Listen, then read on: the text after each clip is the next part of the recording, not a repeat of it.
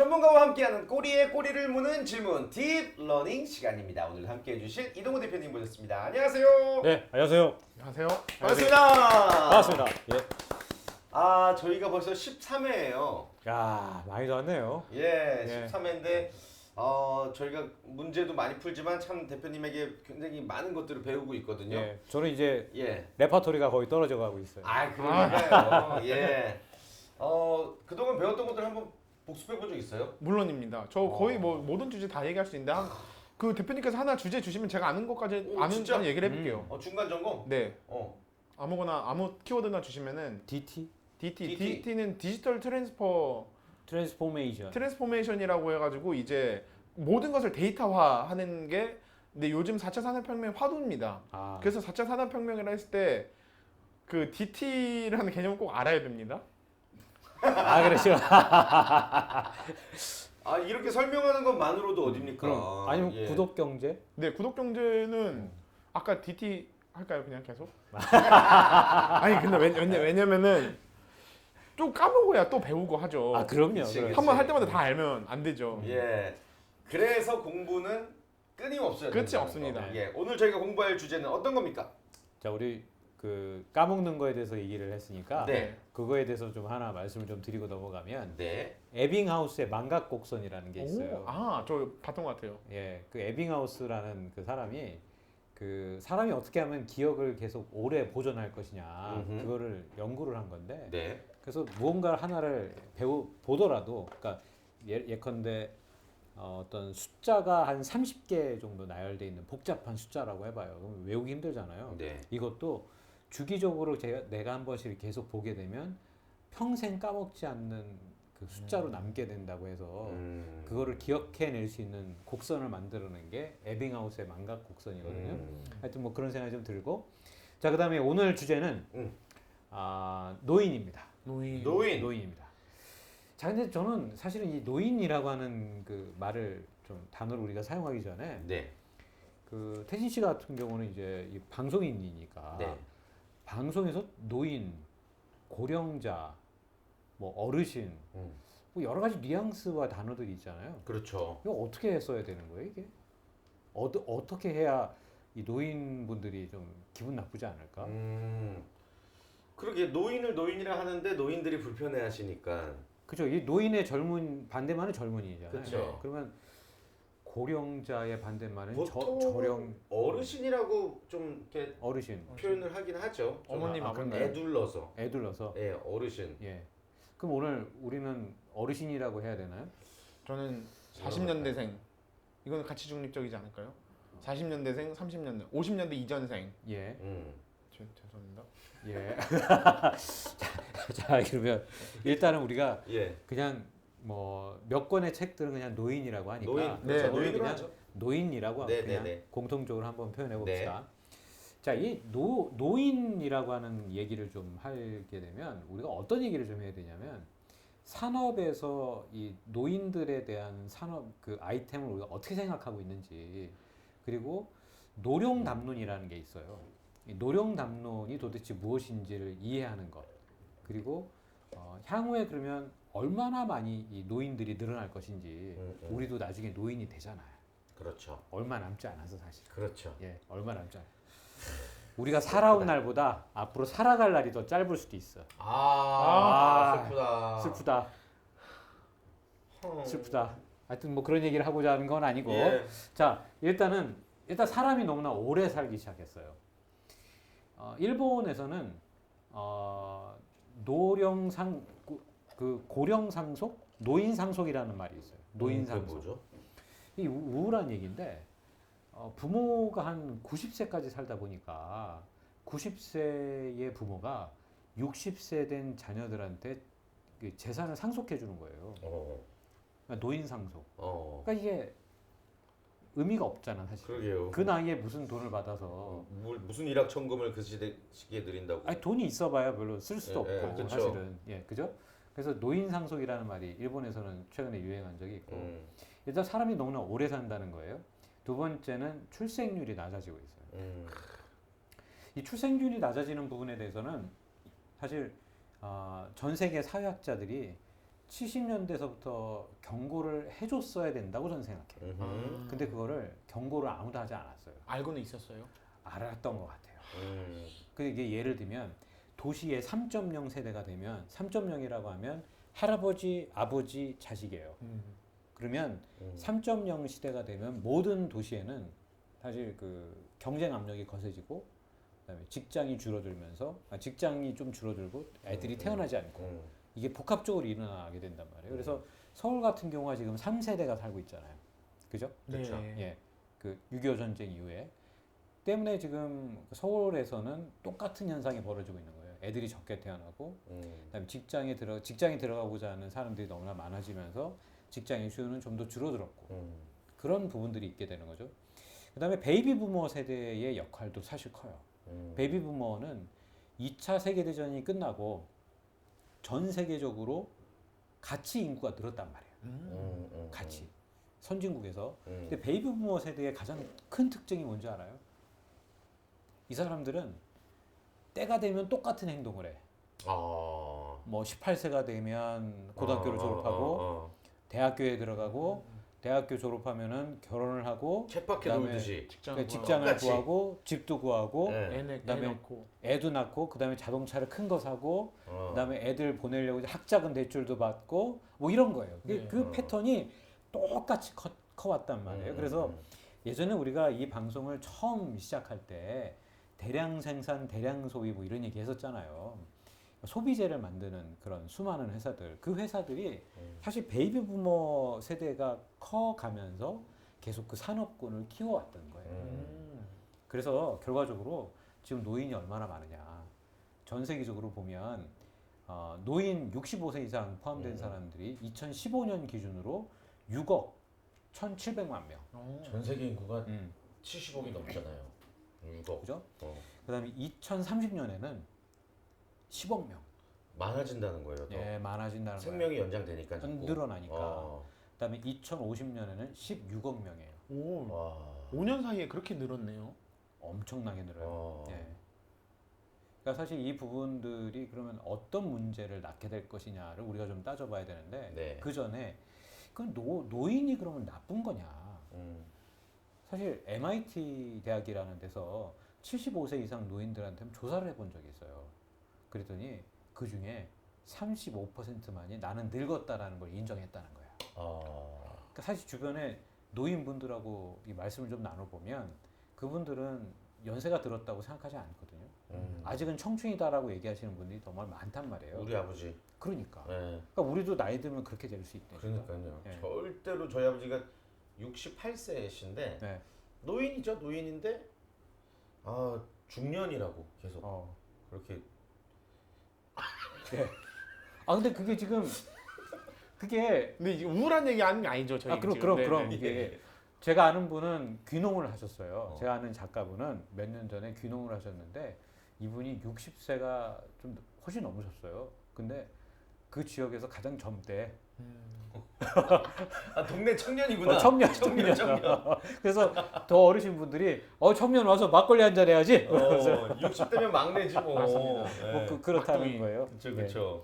뭐 우스갯소리지만 사실 웃을 수가 없는 그러게요. 얘기긴 합니다. 근데 노령담론이라고 하는 게 있는데 이 노령담론은 영어로는 이제 뭐 내러티브 오브 에이징이라고 그러는데요. 이 노인은 일도 못하고 몸도 아프고 가련한 존재다. 이런 인식을 전 세계에 우리나라 이 사람들 머릿속에 뿌리내리게 한 담론이 바로 이 노령담론이라는 거예요. 이 노령담론은 언제부터 시작됐을까요? 정동영 때문에 네? 정동영? 2007년도에 왜 정동영? 그래요? 노인은 투표하지 말라고 했을 때. 그거는 아닌 것 같고 네. 1800년대 중반에 이미 예전부터예요. 벌써 200년 된 일이에요. 200년 전서부터 이 노인 의학이 생겨났고 그다음에 노인을 위한 의학 교재가 생겼어요. 그러면서 노인들은 의학적으로 굉장히 힘이 없고 나약한 존재다. 그래서 65세가 넘게 되면 사실 65세는 정치적으로 결정된 그 나이라고 하는데 의학적으로 결정된 나이는 아니고 네. 그래서 65세가 넘게 되면 노인들은 일에서 떠나야 된다. 그래서 1920년대 또는 1930년대 이때가 되면 네. 나이 든 사람들은 아예 뽑지 않았어요. 그때부터 신규 채용 공고에서는 35세 이상은 아예 밀려나는 걸로 그러니까 젊은이들만 뽑게 된 거죠. 그다음에 실업이라고 하는 단어가 등장한 것도 1887년이에요. 오래됐어요, 사실은. 그리고 그러다 보니까 이제 잘못된 인식이 출발하게 된 거죠. 사람들 머릿속에는 노인은 골칫거리다. 그렇죠. 그리고 나약하고 할 줄 아는 게 없다. 그런 생각들을 하죠. 때문에 직장에서 나가야 된다. 이런 생각들이 있게 된 거죠. 운전면허도 주면 안 된다. 뭐 많은 얘기들이 있죠. 네. 비하하는 그런 단어들도 있고 틀딱충이라고 그러잖아요. 맞습니다. 그거 진짜 말도 안 된다고요. 틀리 딱딱. 그러니까 사실 이게 그 안타까운 얘기긴 한데 그러다 보니까 노인들을 위한 어떤 생각이 좀 전 세계적으로 사람들의 인식이 뒤떨어졌다라고 볼 수 있는 거예요. 그게 예전부터 그랬군요. 예, 예전부터 그랬어요. 그럼 그게 도대체 무슨 문제냐? 아니 우리 취준생들하고 도대체 노인하고 무슨 문제냐? 이렇게 생각할 수 있는데 상관이 좀 있어요. 이제부터 그 얘기를 좀 할 거예요. 자 이제 일본이라고 하는 나라부터 한번 좀 잠깐 넘어가 볼게요. 일본, 네. 자 일본에서는 고령화로 가장 거의 빨리 도달한 나라가 사실 일본이잖아요. 네. 2차 세계 대전이 끝나고 나서 그 인구가 갑자기 늘었다가 확 줄었어요. 네. 이걸 가지고 이제 그 인구 절벽이다라고 이제 표현하는 경제학자들도 있기는 했는데, 자 일본에서는 고령화 또는 저출산에 대해서 몇 가지 대책들을 세우고 있더라고요. 네. 첫 번째가 로봇이에요. 로봇.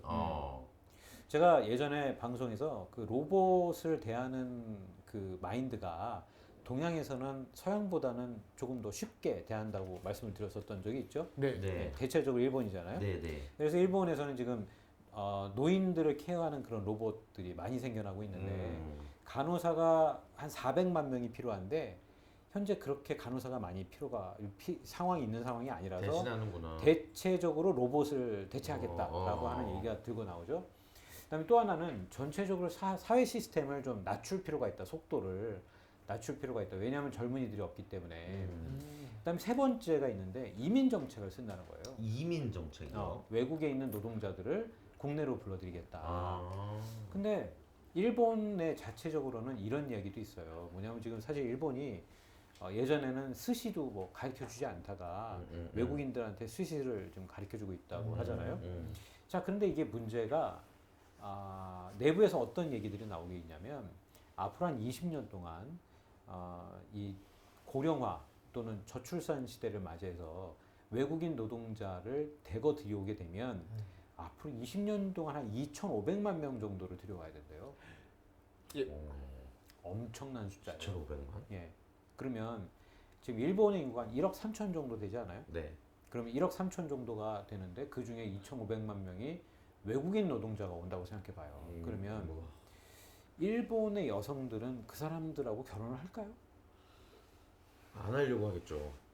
입장 바꿔놓고 생각해 보면 돼요. 예. 우리나라도 지금 다문화 가정으로 지금 빠르게 움직이고 예, 있는데 얼마나 많은 사람들이 그 국제 결혼을 하느냐 비율로 따져보는 게 많지 않잖아요. 그렇죠. 예. 오히려 적다라고 표현할 수 그걸 뭐 있죠. 반대하는 건 아니지만 그냥 현실이 그렇다는 네, 거죠. 네. 그러니까 예. 각자가 판단할 문제이긴 하나 네. 제 주변에는 아직 그런 사례는 없어요. 사실은. 그러니까 그런 사례들이 많이 일어난다기보다는 적게 일어난다는 쪽으로 보는 게 맞을 것 같아요. 근데 문제는 이제 그렇게 되면 사회 문제가 벌어지게 되겠고 그리고 안전하다고 하는 일본 문화가 좀 퇴색될 수도 있고 그래서 일본에서는 그런 주장을 하고 있다는 거예요.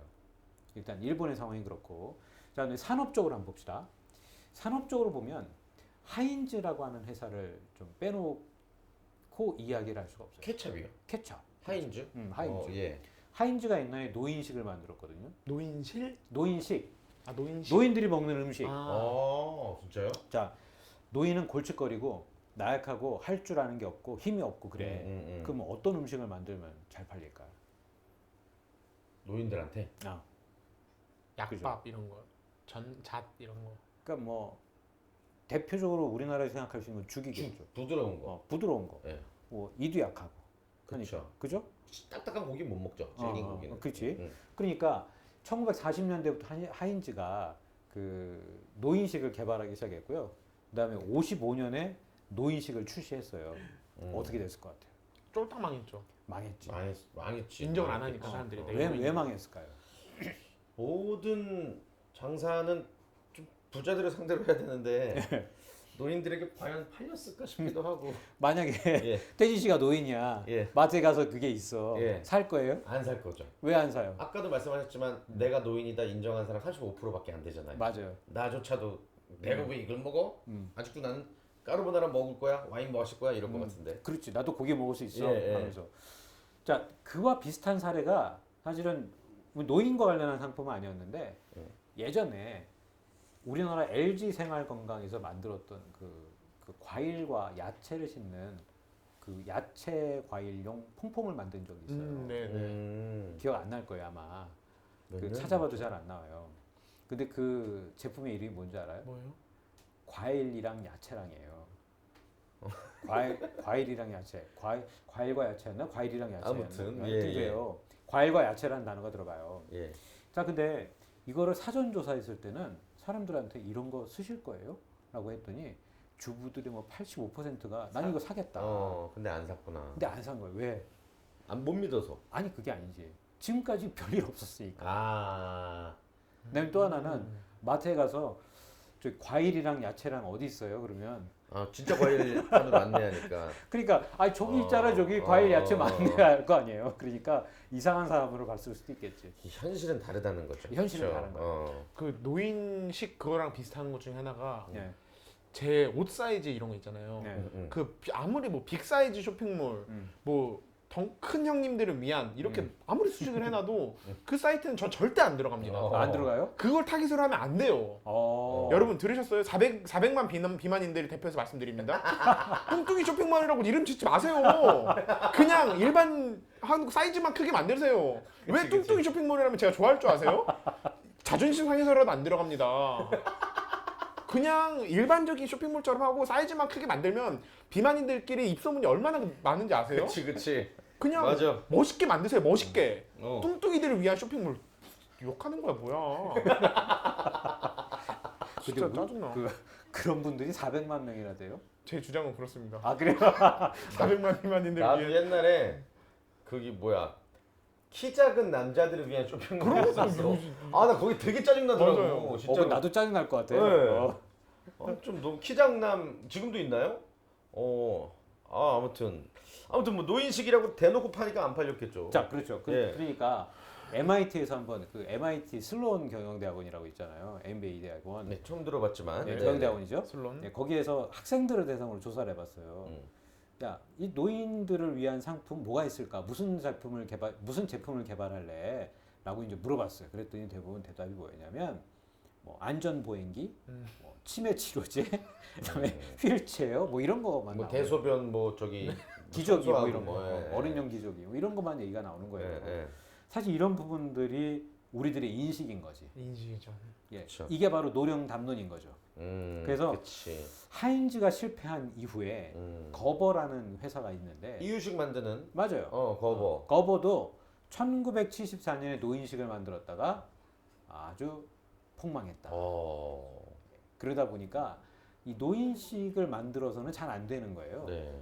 근데 이런 부분들을 그러면 어떻게 왜 문제냐? 이런 부분들이 왜 문제냐? 아주 간단하게 설명을 하면 기업에는 노인이 없기 때문에 그래요.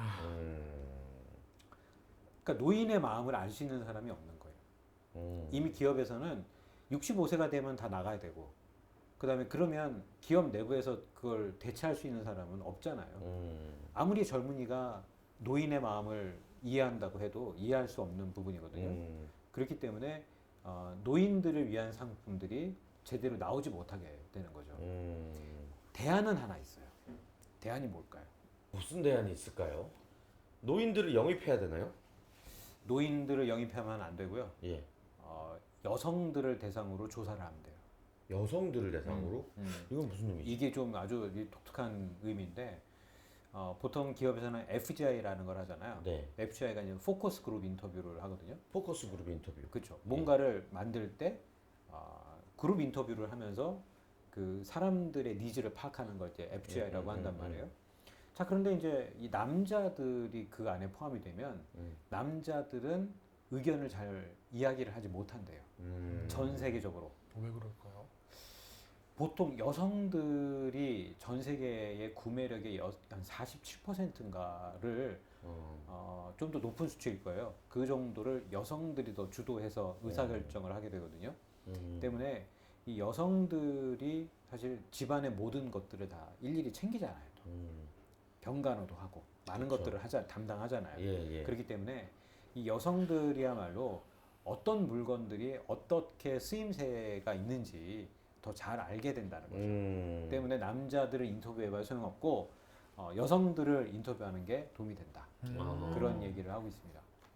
예, 그래서 여성들을 인터뷰하면은 조금 더 노인 친화적인 프로그램이라기보다 상품들을 만들 수 있다.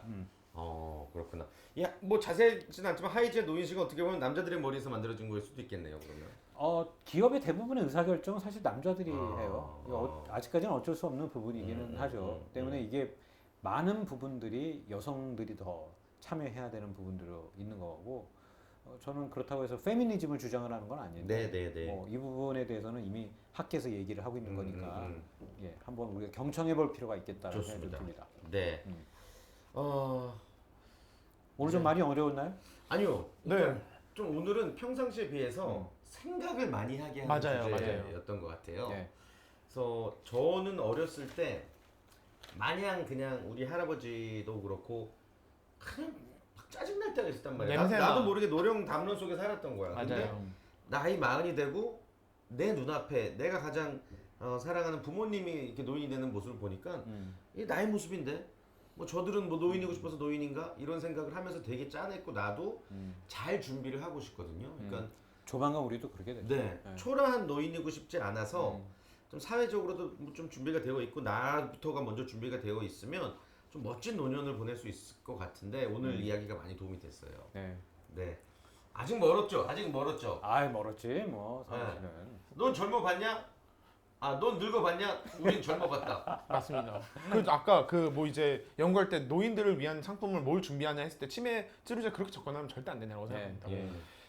약간 등치는 힘들지만 등치로 교환하는 건 그 생각을 힘들지만 뚱뚱한 사람이라고 해보겠습니다. 네. 이렇게. 네. 뚱뚱한 사람들을 위한 제품을 해보자. 음.